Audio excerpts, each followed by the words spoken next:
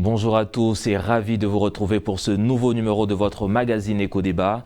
Ces dernières semaines, la sécurité a fait l'objet de toutes les attentions au niveau de la CEDEAO. Le cas des 46 soldats ivoiriens retenus à Bamako. À cela, il fallait ajouter les récents coups d'État qui ont secoué la sous-région, mais aussi l'expansion du terrorisme aux frontières des États. Alors, beaucoup se posent la question de la capacité des armées africaines à assurer la sécurité des populations et des régimes en place. Depuis les indépendances, quelle politique de développement des armées nationales, quel financement pour disposer d'armées aptes à relever les défis sécuritaires actuels, les renseignements, les équipements, la formation des hommes. On en parle dans ce numéro spécial. Merci encore de votre fidélité. Et ici avec nous en studio, Monsieur Serge Patrick de Souza, consultant politique. Merci d'être avec nous. C'est un plaisir toujours partagé, M. Soumoro. Et avec nous en studio, Monsieur Touré Namidja, vous êtes écrivain spécialiste des questions militaires. Merci d'être avec nous. C'est moi qui vous remercie. Alors, messieurs, d'entrée de jeu, quel constat on peut faire ou bien quel petit tour d'horizon vous faites au niveau de la sécurité en Afrique? Alors, déjà, il faut dire qu'au niveau de la sécurité en Afrique, il y a une montée ces dernières années du terrorisme. Donc, ce n'est plus seulement au niveau de la région des lacs, ce n'est plus au niveau de la côte de l'Afrique, mais il y a une montée en puissance des groupes terroristes, surtout au niveau de l'Afrique subsaharienne. Et cette montée-là est inquiétante. Donc aujourd'hui, la situation sécuritaire est plus marquée par les actions des groupes terroristes. Des actions des groupes terroristes, mais on a constaté aussi ces coups d'État récents en Guinée, au Mali, au Burkina Faso. Oui, qu'est-ce qui explique en tout cas cette montée, cette fébrilité dans cette zone? Je me dis que les questions de coups d'État à l'intérieur des États est moins une question de fébrilité sécuritaire que lorsque les États sont attaqués à partir de forces qui viennent de l'extérieur des frontières. C'est deux choses vraiment à pouvoir distinguer. Vous voyez, la plupart des coups d'État viennent du fait que un groupe de personnes, un groupe de citoyens mécontents de la gouvernance essaie d'exprimer d'une manière ou d'une autre par les armes. On a connu ça en Côte d'Ivoire en 1999. Et je pense que depuis 1960 jusqu'à aujourd'hui, l'Afrique de l'Ouest, les États de l'Afrique de l'Ouest, vraiment chaque année vivent au moins un coup d'État dans un État. Et c'est surtout les citoyens qui manifestent ce genre de mécontentement-là. C'est des choses à condamner, mais cela vient poser le problème de la qualité de la gestion du pouvoir public. Ça aussi, c'est une question à mettre en avant. Maintenant, les questions sécuritaires à l'intérieur des frontières, lorsqu'on veut parler de la montée en puissance du terrorisme, tout ça, est fonction de la capacité des États à se constituer en puissance, pas économique, mais en puissance militaire, par la mobilisation des financements qu'on apporte dans ce secteur de défense-là. À ce niveau-là, ça pose deux problèmes. Le problème de la volonté de pouvoir être une puissance militaire et le problème de la mobilisation des ressources économiques à pouvoir financer là-bas. Mais il y a quelque chose par derrière qui n'est pas toujours expliqué par les populations, c'est le fait que la plupart des pays qui constituent de fortes puissances militaires, ce sont des pays concurrents.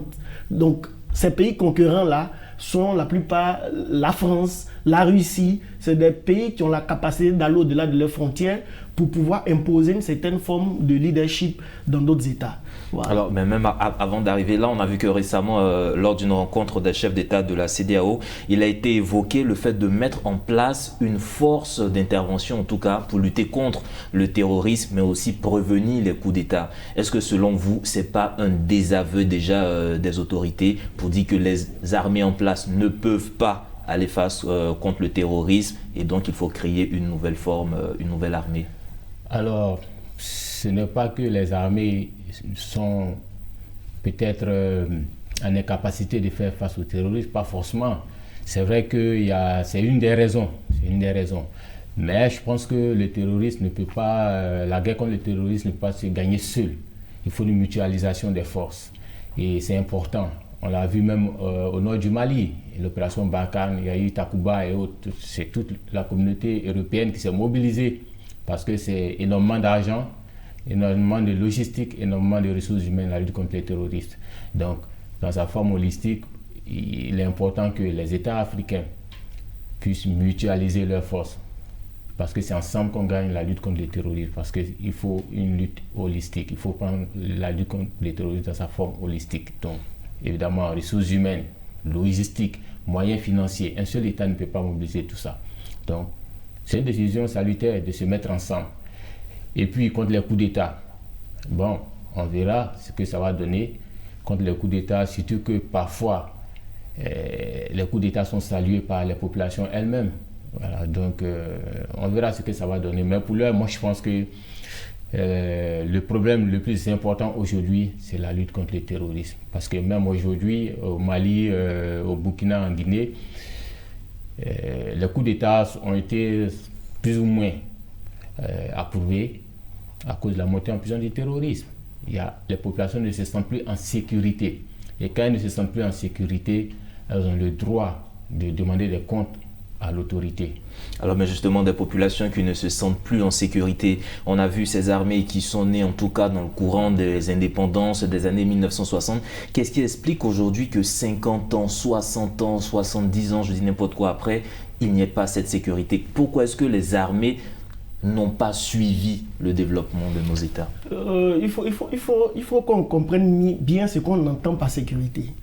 Est-ce que c'est une sécurité qui emmène le citoyen lambda à se dire que je suis dans un espace étatique où mes biens sont protégés par les forces réglementaires et que le vol, le braquage, tout et tout, je ne crains rien? Ou la sécurité dont on parle, c'est le fait d'avoir la capacité de pouvoir gonfler ses muscles au point où, comme la Corée du Nord, on montre à l'extérieur que nous sommes aussi une puissance. Voici le débat. Et ça, c'est un débat purement géopolitique.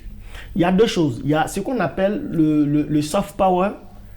Là, on parle de diplomatie. Ce sont des États qui décident d'aller se positionner sur l'échiquier international par la diplomatie et consorts. Et le hard power, c'est le fait de pouvoir avoir la capacité d'aider un État à se défendre.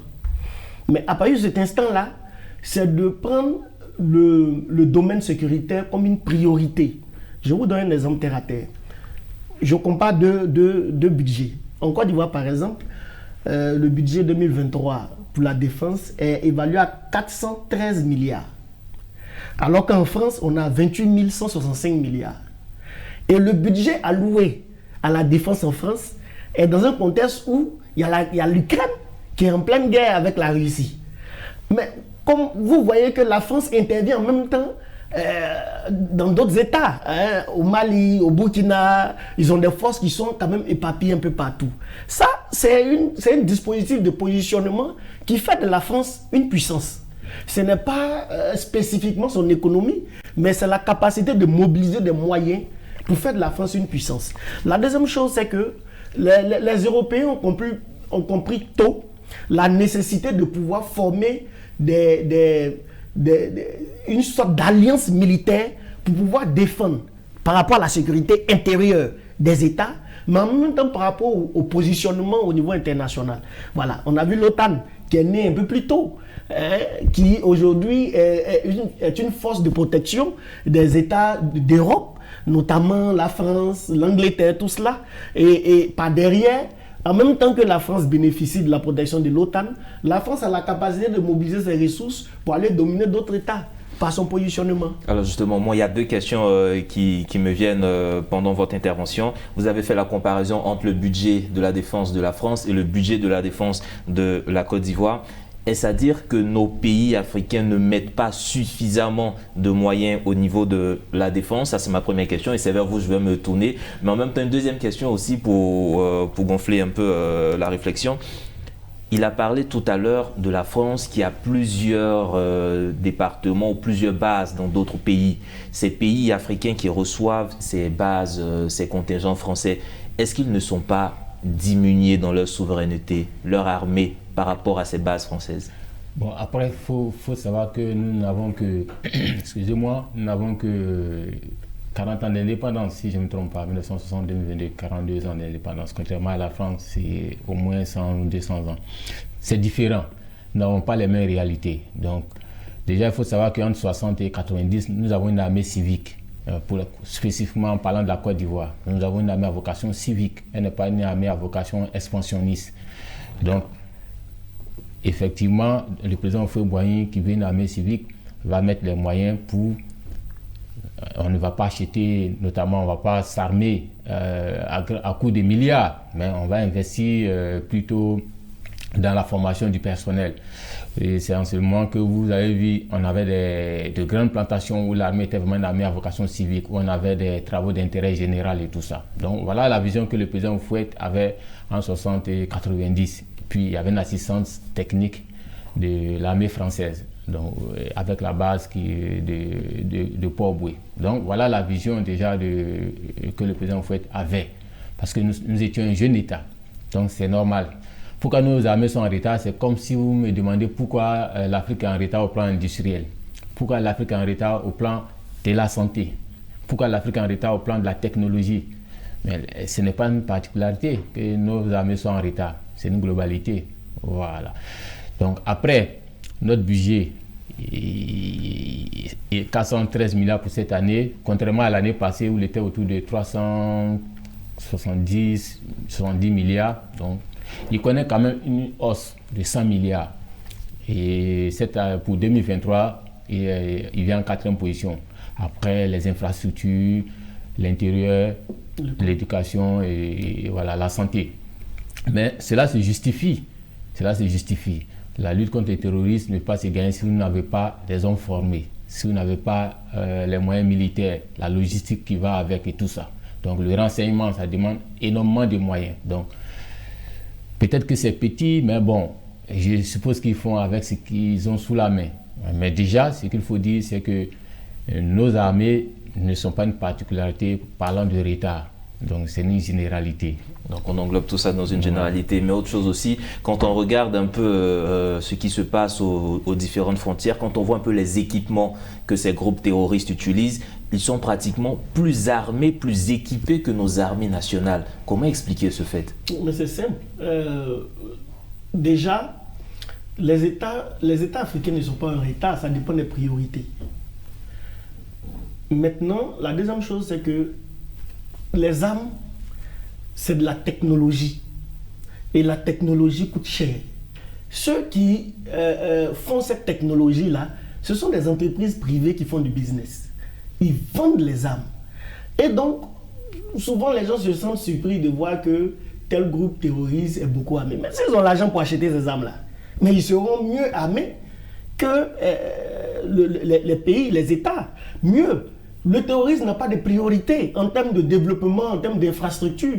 Je ne justifie pas le fait qu'un État n'arrive pas peut-être à faire face au terrorisme parce que c'est le rôle de l'État de défendre l'intérieur des frontières. Mais il y a une réalité qui est là. Par exemple, mon frère Tour a donné l'exemple. Quand on prend le budget et qu'on voit que la priorité c'est l'éducation, comme en France. Mais en deuxième point, les deux pôles qui mobilisent les ressources sont les infrastructures et la santé. C'est le domaine du développement. Ensuite vient l'armée. Mais ça veut dire qu'il y a quand même une intention, une vision des pays africains à vouloir essayer de renforcer le dispositif sécuritaire par rapport aux enjeux de maintenant. Mais ce qui justifie en priorité le fait que des groupes terroristes donnent l'impression qu'ils soient mieux armés parce qu'ils n'ont pas d'avion, hein, c'est vrai, ils n'ont pas d'avion, c'est qu'il y a deux choses. Il y a la technique qui est utilisée sur le terrain pour combattre, et puis il y a le matériel. Le matériel est vendu par des réseaux de trafiquants d'armes. Et ceux-là, ils font du business. Si le terroriste arrive à mobiliser, à avoir un partenaire par exemple, je prends le cas du Congo, où on lutte le sous-sol congolais avec le colbat. Et puis on s'est dit que le groupe terroriste a la capacité d'acquérir une zone où il y a un certain nombre de ressources là-bas qui peut permettre à cette entreprise de connaître certaines expansions, mais ils vont donner ce qu'il faut à ce groupe-là pour que ce groupe-là puisse tenir tête à l'armée régulière. Donc c'est un peu l'une des raisons qui vient justifier que la question du terrorisme, c'est surtout une question de réseaux mafieux, de réseaux de politique ou géopolitique qui consiste à pouvoir manipuler un certain nombre d'individus pour pouvoir avoir la même mise dans certaines zones économiques pour des activités individuelles. Alors, si vous le permettez, j'ajouterai que, sinon pour répondre à votre question, les groupes terroristes ne sont pas forcément mieux armés que nos armées, si je peux me permettre. Simplement parce que le terrorisme, ce n'est pas une guerre conventionnelle, c'est une guerre asymétrique. Et puis, il faut savoir que, surtout au nord du Sahara, avec la chute du guide libyen Kadhafi, il y a eu une intrusion de groupes armés avec différents types d'armes. Donc, c'est ce qui justifie un peu la montée en puissance des groupes terroristes au nord du Mali. Mais sinon, en dehors de ça, on ne peut pas dire qu'ils sont mieux armés que nos forces armées. Seulement, le terrorisme, c'est une guerre asymétrique, ce n'est pas une guerre conventionnelle. Donc, c'est là la difficulté. Et voilà pourquoi, très souvent, nos armées ont des difficultés. Et d'ailleurs, c'est pour cette raison que de plus en plus, les armées africaines se modernisent. On parle plus d'unités d'élite. On a vu avec les forces spéciales. Justement, c'est l'un de leurs rôles, ça, les forces spéciales. Donc, on parle d'unités d'élite, on parle de l'hygiène, voilà, on parle de la brigade de recherche et d'intervention, voilà, des unités d'élite qui sont formées spécialement contre ce genre de guerre. Alors, mais rassurez-moi quand même que sur le continent, il y a de bons exemples. On a quand même des pays qui arrivent à se développer ou à fabriquer eux-mêmes leurs armes. On a quand même des armées assez puissantes sur le continent. Alors, donc, pourquoi pas ce partage? Vous parlez de mutualisation. Pourquoi pas ce partage? C'est une question d'intérêt et d'histoire. Il y a le contexte historique qui joue beaucoup dans le choix des partenaires que certains États africains font. Vous savez, l'Afrique de l'Ouest, la plupart des pays francophones sont liés par l'histoire à cause d'un colon. Et souvent, le fait qu'il y ait une base armée française, par exemple, en Côte d'Ivoire, c'est difficile pour la Côte d'Ivoire d'aller signer un partenariat militaire avec un État qui, au niveau international, n'a pas d'intérêt direct avec l'armée française. C'est compliqué. Je pense que vous avez vu un peu le problème du Mali, c'est parti d'où? Il y a Wagner qui vient de la Russie. La France a refusé que le Mali se rapproche de la Russie. Moi, je ne veux pas rentrer dans le débat de Wagner, mais par derrière, c'est un conflit d'intérêt, de positionnement. Et en Ukraine, le discours qui était mis en avant au départ, c'était quoi? C'est une question de zone d'influence. Et donc, quand nous sommes dans la zone d'influence d'un État qui est puissant, on n'a plus les mains libres pour choisir avec qui nous allons collaborer. Sinon, effectivement, on a parlé de l'armée angolaise en Afrique ici. On sait ce que représente l'armée angolaise par son expérience, surtout pour la guerre, pas forcément parce que l'armée angolaise a la technologie pour les grands armes, mais par son expérience pour la guerre. L'armée nigériane, c'est la première puissance dans notre zone au niveau de l'Afrique. Et le Nigeria a la capacité quand même de se fabriquer des armes. Il y a des pays aussi, qui par l'expérience arrivent quand même à se défendre. Mais je vais dire que derrière cela, le choix de se mutualiser pose problème pour des questions historiques, pour des questions de géopolitique. L'ECO, par exemple, c'est l'un des exemples les plus éloquents. On veut lancer l'ECO, mais quelle caractéristique, quelle dimension on va donner à l'ECO? La nouvelle monnaie ECO. La ECO. nouvelle monnaie ECO. Voilà, la nouvelle monnaie ECO. On va remplacer le franc CFA. On veut créer la nouvelle monnaie ECO où le Nigeria, le Ghana, tout cela vont intégrer. Mais quand ils intègrent, quelles sont les conditions de fonctionnement de cette monnaie-là? Vous voyez que ça posait un problème de géopolitique. Parce que, d'un point de vue historique, la France n'a pas été colonisatrice du Nigeria. Le Nigeria n'a pas les mêmes intérêts, n'a pas les mêmes orientations stratégiques et politiques de la Côte d'Ivoire. Donc, les manières de concevoir les questions sur un certain nombre de points divergent. Voilà l'une des raisons. Oui, vous partagez son point de vue? Oui, en plus de l'aspect géopolitique dont tu as parlé de Souza tout à l'heure, qui est un aspect très important parce que la France est un allié historique, je l'ai dit tout à l'heure, depuis 1960. La France était dans un rôle d'assistance technique auprès de nos armées, donc dans la formation, dans l'encadrement, même dans l'achat de fournitures militaires et tout ça. Donc c'est un allié historique, technique à la fois. Mais au-delà de ça, ce qu'il faut comprendre, c'est que la diversité aujourd'hui est une réalité. Il n'y a pas que la France qui est le partenaire unique au plan militaire. Et nos soldats sont formés au Maroc, les forces spéciales ont été formées au Maroc. On a acheté des drones avec la Turquie. Voilà. Il y a Israël qui intervient au niveau du renseignement. Donc il y a une diversité au plan militaire. Mais après, c'est le lien historique, le poids du lien historique avec la France. Et ça compte énormément. Aussi, il faut ajouter que concernant tout à l'heure, vous avez parlé de... la monnaie non, pas de la monnaie, vous avez parlé tout à l'heure du Nigeria qui fabriquait des armes. Merci. Oui, c'est vrai, le Nigeria fabrique des armes. Mais bon, après, est-ce que ces armes-là sont mieux adaptées à nos réalités africaines? Quelle est la capacité de ces armes? Quelle est leur durée de vie? Quel est le coût? Il y a tous ces aspects-là qui comptent. Voilà, parce qu'après, il faut acheter, mais il faut pouvoir acheter du matériel qui vous sied, qui peut vraiment vous aider. Voilà. Et puis aujourd'hui, la priorité de nos États, c'est quoi? La priorité de nos États aujourd'hui, c'est quoi? L'éducation. Il a dit en tête, vous avez d'abord les infrastructures pour le budget 2023, les infrastructures, l'éducation, la santé, la sécurité. Voilà. Donc après, chaque État juge en fonction de ses priorités. Et je pense qu'aujourd'hui, l'éducation, la santé, les infrastructures, aujourd'hui, reste une priorité. Alors, messieurs, si on devait regarder vers l'avenir, qu'est-ce qu'il faut aujourd'hui pour nos États, pour nous permettre d'avoir des armées fortes pour répondre aux exigences, aux défis de demain?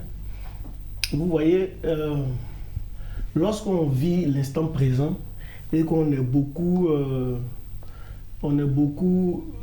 harcelé par les événements, mais la dynamique du moment, on a l'impression qu'on est en retard parce que on voit celui-là qui est à tel niveau, pourquoi nous ne sommes pas à ce niveau, mais il y a une histoire. C'est toute une étape. Et je pense que l'Afrique évolue, mais évolue selon son temps. Voilà. Moi, j'ai bon espoir pour l'Afrique. Regardez un peu, on parlait des tirailleurs sénégalais. Aujourd'hui, on ne pourra pas parler des tirailleurs sénégalais parce qu'il y a des soldats d'élite. Il y a des soldats sénégalais qui sont vraiment spécialisés dans certains domaines stratégiques, tactiques. Et donc, aujourd'hui, je me dis que l'Afrique évolue, mais en fonction de son temps. Maintenant, il y a des pesanteurs extérieurs, historiques, géopolitiques qui font que nous sommes dans un monde de concurrence, nous sommes dans un monde d'intérêt. Aucun État n'est tellement altruiste pour venir aider un État à être plus puissant que lui. Ça n'existe pas. Ah, il faut qu'on soit réaliste. Et donc, il appartient à nos États d'avoir des hommes, des dirigeants de vision qui vont orienter objectivement nos différents États de sorte à ce qu'on puisse se positionner aussi dans le débat international. Chaque pays oriente ses priorités par rapport à la situation que ce pays-là vit et par rapport à... Nous, on n'a pas ce problème du Nord que le Mali vit aujourd'hui. Donc, si nous devons orienter nos budgets, si nous devons orienter nos investissements, ça ne sera pas pareil comme pour le Mali. Voilà. Donc, en fonction de nos réalités, on oriente nos besoins. Mais je vais dire qu'il y a bon espoir et toutes les universités qui sont créées, les écoles de guerre, tout cela, je pense que ce n'est pas pour rien. Voilà. Donc, c'est ce que je voulais dire. Oui, je pense qu'il ne faut pas désespérer de nos armées. On a des armées qui s'en sortent bien. Au Sénégal, par exemple, l'armée, si je vais la noter, je lui donnerai 8 sur 10. Voilà, donc, et puis l'Algérie, ce sont des armées quand même qui tiennent le bon bout. Voilà. Et puis, ce qu'il faut savoir, en dehors des coups d'État, effectivement, donc il faut vraiment travailler à développer des armées républicaines, comprendre le sens du métier des armes. C'est important à ce niveau. Et ça passe par la formation. Ça passe par la formation, ça passe par également participation aux opérations de maintien de paix, aux opérations extérieures, je vais dire. Donc, et tout ça doit contribuer vraiment à renforcer, sinon, si vous voulez, nos armées, c'est important. Donc, le politique même doit se donner les moyens. Il doit travailler de sorte à vraiment faire de nos armées, de nos soldats, des hommes de métier. Une armée républicaine, citoyenne, bien formée, et qui joue son rôle de défense des intérêts de la nation. Il ne faut pas désespérer, je pense que nos politiques doivent travailler et nos officiers généraux aussi doivent travailler à cela. Faut pas désespérer, l'Afrique est en marche, à son rythme, mais elle avance, messieurs. Merci encore pour vos contributions. On parlait aujourd'hui de l'aspect sécuritaire en Afrique et surtout de l'évolution de nos armées. Nous avons tous vu, essayer de décrypter en ce laps de temps ce qu'on pouvait faire ressortir de nos armées africaines. Merci encore. Et mesdames et messieurs, vous pourrez retrouver cette émission sur notre site internet www.medientv.com. Agréable suite de programme sur vous.